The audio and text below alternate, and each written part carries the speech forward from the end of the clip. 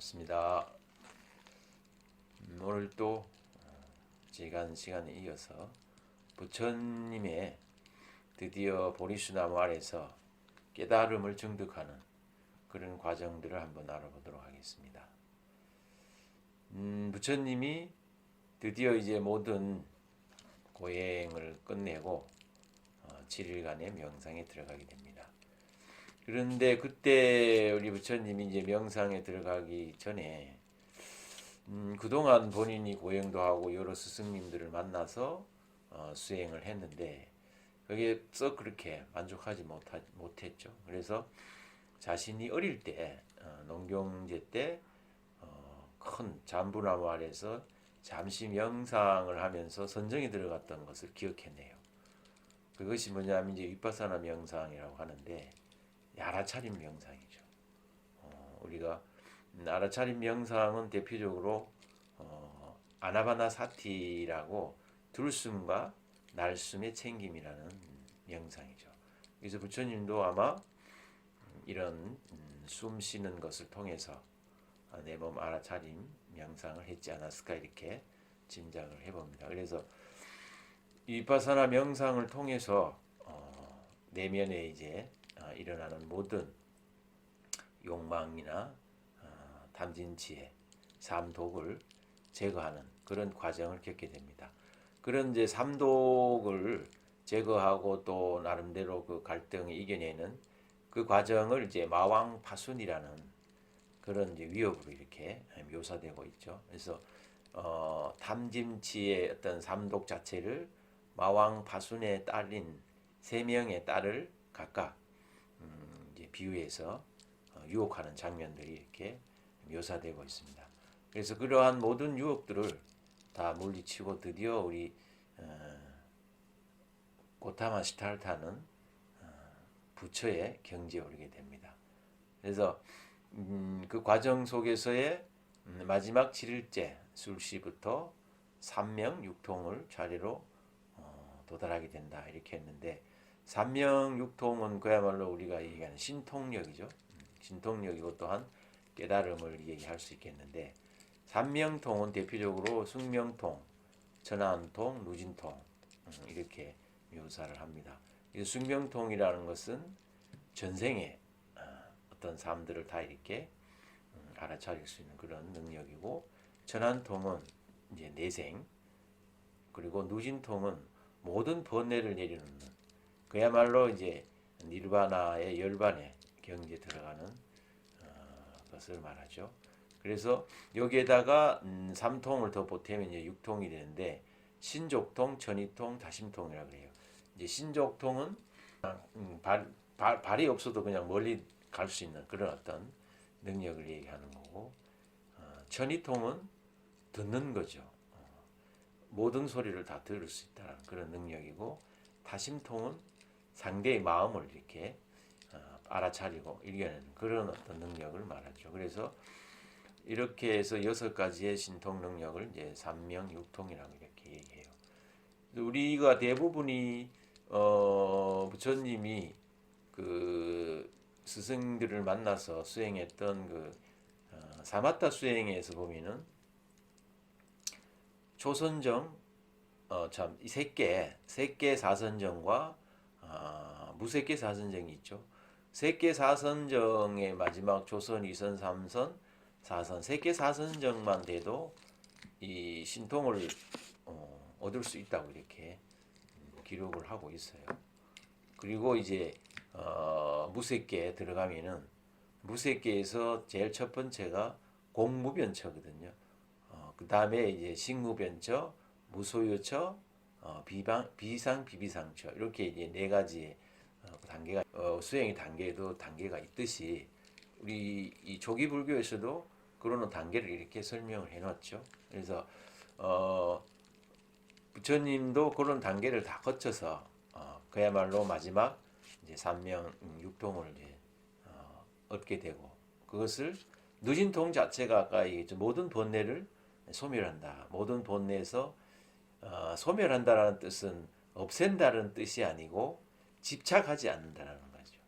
그래서 우리가 마음을 내려놔라, 또 마음을 없애라, 또 이렇게 이제 말은 하고 있는데 실제 그 말의 뜻은 뭐냐면은 내가 어떤 집착된 마음에서 집착에서 벗어나는 거죠. 그런 어떤 뜻이죠. 그래서 그것을 우리는 이제 알아차림이라고 이렇게 얘기하는데, 그래서 그렇게 됨으로 해서 모든 것을 우리가 자유로워진다라는 거죠. 집착해서 내가 집착하지 않으니까 자유로워지는 거죠. 그래서 그것을 우리는 열반이라고 이렇게 하는 거죠. 열반이라는 것은 니르바나라고 이렇게 반려를 하는데, 니르바나는 뭐냐면은 바나의 불이 꺼졌다. 그래서 불이라는 것은 우리의 이제 이 모든 번뇌 망상을 얘기하는 거죠. 그래서 우리 성가에서 보면은 화택이라고 해요. 이 불타는 집이라고 하는 거죠. 우리는 불타는 세상 속에 살아 있는데 어떻게 하면은 이 불타는 집에서 당신은 벗어날 수 있겠습니까? 이 화택, 불타는 세상에서 당신은 어떻게 하면 살아날 수 있겠습니까? 라는 게 이제 화두잖아요. 그죠? 그렇듯이 모든 번뇌 망상에서 어떻게 하면 벗어날 수 있을까? 이 얘기거든요. 그래서 그런 어떤 불타고 있는 모든 번뇌에서 불이 꺼진다. 그 열반, 이제 그것을 열반이라고 이렇게 비유를 하는데, 그것을 이제 부처님이 드디어 열반을 얻게 되죠. 그래서 네, 이게 보리수 나무죠. 인도에 있는 보리수 나무인데, 이 보리수 나무는 실제 부처님이 그 수행했던 그 보리수 나무는 아니죠.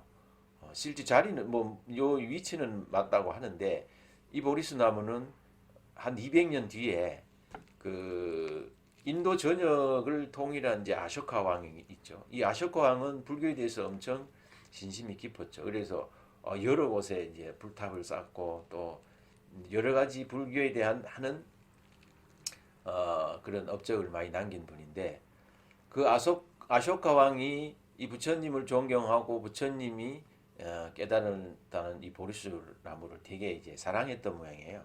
그래서 늘 거기 가서 이제 기도도 하고 놀고 이렇게 했다는데, 그래서 이 부인이 입장에서 보기는 자기를 사랑하고 이렇게 이뻐해줘야 되는데 자기보다는 이 보리수 나무를 더 좋아하고 사랑했다는 거죠. 그래서 질투심이 나서 보리수 나무를 잘라버렸대요. 그런 어떤 이제 얘기가 전하는데, 그래서 그때 실지 나무는 이제 죽고, 다행히 이 나무가 잘려지기 전에 그 아쇼카 왕의 딸인 상가미타라는 이제 딸이 스리랑카로 이 나무를 가지를 꺾어서 이제 가서 이식을 해요. 그게 지금 보면은 아누라다푸라라고 하는 곳에 보리수 나무가 있거든요. 이 보리수 나무는 아누라다푸라에 있는 보리수 나무는 저도 가서 증견을 하고 왔는데, 그 보리수 나무를 다시 또 이제 묘목 자체를 이제 꺾어서 지금 현재 이 보리수 나무를 심게 된다고 그래요. 그래서 이 나무는 이제 손자뻘 되는 나무죠. 부처님이 성도했던 그 보리수 나무에서 손자뻘 되는 보리수 나무다. 이렇게 이제 알고 있으면 되겠습니다. 붓다가 깨달음을 얻고 12월 8일 성도를 하게 됩니다. 그래서 이때 나이가 35세죠. 35세가 12월 8일 성도일인데, 우리 이 선방에서도 이 성도 이제 주일이 되면은 용맹정진을 하고, 또 일반 제가 신자들도 철야 기도를 한다든지 이렇게 하죠. 그게 이제 12월 8일이 성도 제일입니다. 그렇게 해서 부처님이 깨달음을 얻었는데, 깨달음을 얻게 되는 그또 동기가 견명성 오도라고 이렇게 이제 설명을 하고 있어요. 이게 뭐냐면은 새벽별을 보고 부처님이 마지막 정각을 이뤘다, 이런 뜻이거든요. 이제 오도는 깨달음을 얘기하는데, 그래서 모든 이 깨달음을 얻는 사람들의 어떤 특징이 뭐냐면은 이런 특별한 그런 기연들이 있어요. 기연은 시기 인연이라 해서 이걸 줄임말인데 시절 인연이라고 보면 되죠. 어떤 특별한 이제 시간에 어떤 특별한 인연을 만난다라는 뜻이거든요. 이것을 기연이라고 하는데 부처님의 기연은 이제 견명성 오도라고 이렇게 설명을 해요. 물론 그 전에 어떤 수행 과정을 있었기 때문에 이런 견명성 오도도 이룰 수 있는 거죠. 그런데 이런 기연들을 우리 일반 이 참선을 수행하시는 분들도 많이 경험을 하게 되죠. 그래서 이런 기연들이 뭐냐 하면은 이 줄탁동시라고 하는데 여기 줄탁동시라고 제가 적었는데 이게 어미닭이 병아리를 이렇게 부화시키기 위해서 이제 알을 품고 있잖아요. 그래서 대부분 이제 3-7이라고 하죠. 21일 정도. 그렇게 품고 있다가 마지막에 이 병아리가 이제 그 껍질을 벗고 부화를 해서 나와야 되는데 그 순간을 잘 알아서 어미닭이 이 껍질을 쪼아주는 거죠. 그러면은 그 안에 있는 병아리가 드디어 이제 바깥으로 이제 부화되는데 만약에 그 시간을 잘 이제 알지 못하고 놓치게 되면은 이 안에 있는 병아리가 그냥 죽어버리죠. 왜? 산소 공급이 안 되기 때문에. 그래서 그런 어떤 아주 그 순간 자체를 줄탁동시라고 하고 이걸 기연이라고 해요. 그래서 이런 어떤 기연들을 많이 우리가 그 선사들이나 이제 그 기록을 보면 그런 게 많이 나오죠. 특히 뭐 최근에 이제 우리 망공 스님 같은 경우도 종소리 새벽 예불을 하려고 이제 종을 이렇게 덩덩 치다가 무튼 이제 그 깨달음을 얻었다. 또 어떤 분은 이 대나무 돌을 대나무에 던졌는데 대나무 숲에 던졌는데 그 돌이 대나무 숲에 딱 맞는 순간 딱 하는 소리에 자기의 의심을 풀어내는 그런 스님들도 있었죠. 그걸 향엄 스님이라고 하는데 그 스님은 이제 부모 미생년 본래면 뭐 내가 부모님이 태어나기 전에 본래의 내 모습은 무엇인가라는 화두를 가지고 열심히 장구를 하고 그래서 이제 뭐 수행을 하는 과정에서 마당을 쓸게 되지 마당. 마당을 쓰는 이제 이 돌이 있으니까 돌은 빗자루에 쓸리지 않죠. 그래서 돌을 주워서 버린다고 대나무 숲속으로 던졌는데 그 던진 돌이 대나무에 딱 맞는 거죠. 그걸 일경망죽지라고 하는데 그 딱 하는 소리에 그 부모 미생년의 본래 면목이 그냥 탁 알아차리게 되는 거죠. 또 대표적인 일반 우리 신자 일반인 중에서도 이제 소동파라는 분이 있죠. 소동파는 당대 이제 발대 기인이 속하고 있는 그 소동파도 이 무정설법이라는 스님을 나름대로 이렇게 시험을 하러 갔다가 스님한테 당하는 한방 먹고 이제 당하는데 뭐냐면은 무정설법을 너는 아느냐 이렇게 소동파에 물어보거든요. 무정설법도 모르는 게 어디 와서 이렇게 거드름을 피우느냐. 그러니까 이 소동파가 이 자존심이 강한 소동파가 이제 완전히 자존심을 구겼죠. 그래서 창피해서 막 말을 타고 그 절을 벗어나서 이제 하산을 하고 마음속으로 도대체 무정설법이 뭔가 그게 화두가 되죠. 그래서 그 의심을 하고 내려오는 도중에 큰 폭포를 지나게 돼요. 그 폭포가 지나는데 폭포물이 막 떨어지면서 그 장엄한 폭포 소리가 자기가 이 의심했던 무정설법이 뭔지가 그냥 팍 풀려지게 되죠. 그래서 유명한 시를 지은 거가 있다고 하죠. 그렇듯이 이런 어떤 기원들이 실제 어떤 계기를 통해서 일어나죠. 뭐 저도 조그만 거지만은 제가 그 허감선사의 달마가 왜 수염이 없습니까?라는 주제 화두를 가지고 그 국제선언에서 이제 동안거 때 한번 참고를 해본 적이 있어요. 근데 이 달마가 왜 수염이 없습니까? 이거를 나름대로 뭐 열심히 이제 참고를 했는데 하루는 새벽에 이제 뭐 예불도 하고 이제 참선하기 위해서 일어나서 바깥을 나와서 하늘을 탁 보는데 겨울 하늘은 실제 유난히도 맑기도 하고 정명하기도 하고 또 그러다 보니까 별들이 많이 크게 보이죠. 그래서 이렇게 하늘을 쭉 쳐다보다가 문득 그러네. 어, 달마가 왜 수염이 없지라는 게 이렇게 풀리는 거죠. 그렇듯이 어떤 그런 계기 순간적으로 내가 늘 내면 안에 어떤 의심을 갖고 있다 보면은 그런 것들이 풀리게 되는 그런 것들을 이제 기연이라고 하죠. 그래서 이런 어떤 이 깨달은 수행을 하고 나서 그 다음 수행 자체를 이제 보림이라고 오후 수행이라고 해요.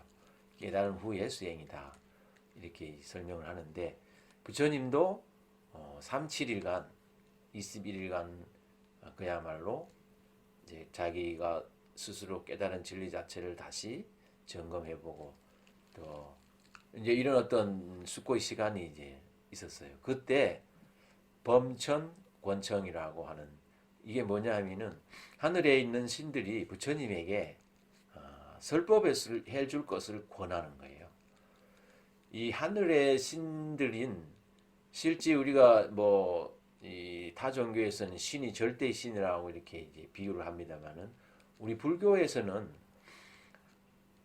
전신들도 아직은 완전한 깨달음을 얻지 못한 단계라고 이제 설명을 하고 있잖아요.